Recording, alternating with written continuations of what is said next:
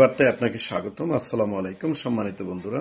মহান আল্লাহ তাআলা অর্থাৎ আমাদের সৃষ্টিকর্তা সেই আল্লাহ মানুষকে, মানব জাতিকে যতটুকু নির্দেশ দিয়েছেন, আদেশ দিয়েছেন, আমার মনে হয়েছে তার মধ্যে মাতা পিতার প্রতি যে আদেশগুলো দিয়েছেন তাই সর্বাগ্যে বা সবার আগে। আসুন আজ আমরা জানব সেই মাতা পিতার হক কি, মাতা পিতা সম্পর্কে মহান আল্লাহ তাআলা কি বলেন।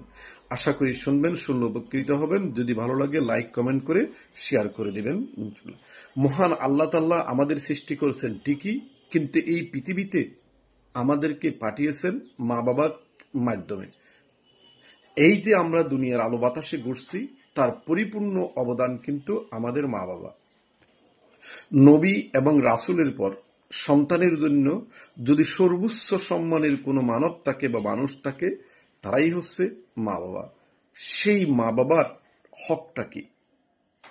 আমাদের সবার স্রষ্টা মহান আল্লাহ তাআলা এবং রাসূল করিম সাল্লাল্লাহু আলাইহি ওয়াসাল্লাম মাতা পিতাকে সর্বোচ্চ সম্মানে অধিষ্ঠিত করেছেন।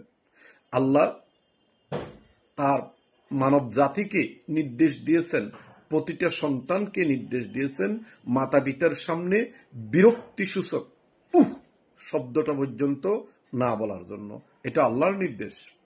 আসুন মা বাবার বিষয়ে মহান আল্লাহ তাআলা কি বলেন আমরা জানি। মহান আল্লাহ তাআলা বলেন, তোমরা আল্লাহর ইবাদত করো, আল্লাহর সাথে শরীক করো না, আর মাতা পিতার সাথে সর্বোত্তম ব্যবহার করো। এটা আছে সূরা নিসা ৩৬ নম্বর আয়াতে। আল্লাহ তাআলা এ বিষয়ে আরো বলেন, আমি নির্দেশ দিয়েছি মানব জাতিকে মাতা পিতার সাথে সর্বোত্তম ব্যবহার করার জন্য। বনী ইসরাইল ২৩। যেমন এই বিষয়ে মহান আল্লাহ তাআলা সূরা লুকমানে ১৪ নম্বর আয়াতে বলেন, আমি মানুষকে নির্দেশ দিয়েছি তোমরা আমার এবং তোমার পিতামাতার প্রতি কৃতজ্ঞ হও। চিন্তা করে দেখুন, মহান আল্লাহ তাআলা মানব জাতিকে নির্দেশ দিচ্ছেন মাতা পিতার প্রতি কৃতজ্ঞ হওয়ার জন্য, মাতা পিতাকে দেখভাল করার জন্য, সর্বোচ্চ সম্মানে অধিষ্ঠ করার জন্য। আল্লাহ এই বিষয়ে অনেকগুলো নির্দেশ দিয়েছেন। আমাদের সালাতের নির্দেশ দিয়েছেন, আমাদের রোজা রাখার নির্দেশ দিয়েছেন, প্রয়োজনে হজ করার নির্দেশ দিয়েছেন। এরকম আমাদের অনেক ফরজ আছে। কিন্তু আমার মনে হচ্ছে আল্লাহ তাআলার এই নির্দেশগুলা, কোরআনের আয়াতগুলা পড়ে আমার মনে হচ্ছে মা বাবা প্রতি সদ্ব্যবহার, মা বাবার প্রতি দেখাশোনা করা, মা বাবার প্রতি উন্নত এবং উত্তম ব্যবহার করা, আল্লাহর নির্দেশটাই সর্বোত্তম বা সর্বশ্রেষ্ঠ। আসুন মহান আমরা এবার জানি মাতা পিতার হক কি কি, অর্থাৎ একজন সন্তানের প্রতি মাতা পিতার হক কি কি। আমরা হাদিস মারফত জানতে পারি সন্তানের কাছ থেকে মাতা পিতা মোট ১৪টি হকের দাবিদার, যার মধ্যে জীবিত অবস্থায় ৭টি, মৃত অবস্থায় ৭টি। আসুন প্রথমে জেনে নিই জীবিত অবস্থায় ৭টি কি কি। এক, সর্বোচ্চ সম্মান এবং শ্রদ্ধা পাওয়ার হকদার। সন্তানের কাছে সর্বোচ্চ সম্মান এবং শ্রদ্ধা পাওয়ার একমাত্র হকদার মা বাবা। নবী রাসূলগণের পর মা বাবার স্থান, এখানে কোনো আউলিয়া আম্বিয়া হুজুর মুজুর কুজুর কোনো কিছুরই দাম নাই যদি মা বাবা সামনে থাকে। তারা তাদের সর্বোচ্চ ভালোবাসার হকদার। আর তাদের মান্য করা, তাদের সেবা যত্ন করা, তাদের সুখ শান্তির ব্যবস্থা করা, তাদের প্রয়োজন বা চাহিদা পূরণ করা।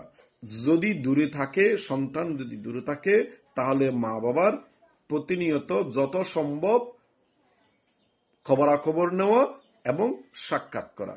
এই ৭টাই হচ্ছে জীবিত অবস্থায় মা বাবার প্রতি সন্তানের হক। মৃত্যুর পর যে হকগুলো দাবিদার, যেমন এক, তাদের গুনাহ মাফির জন্য সবসময় দোয়া করা।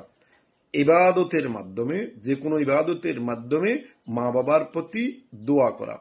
তাদের মা বাবার কোনো বন্ধু বান্ধব বা নিকট আত্মীয়কে সম্মান করা। তা মা বাবার বন্ধু বান্ধব আত্মীয়রা যদি কোনো অভাবগ্রস্ত হয়ে থাকে তাদের সাহায্য সহযোগিতা করা। আর মা বাবা যদি কোনো ঋণগ্রস্ত হয় তাহলে তা দ্রুত পরিশোধ করা।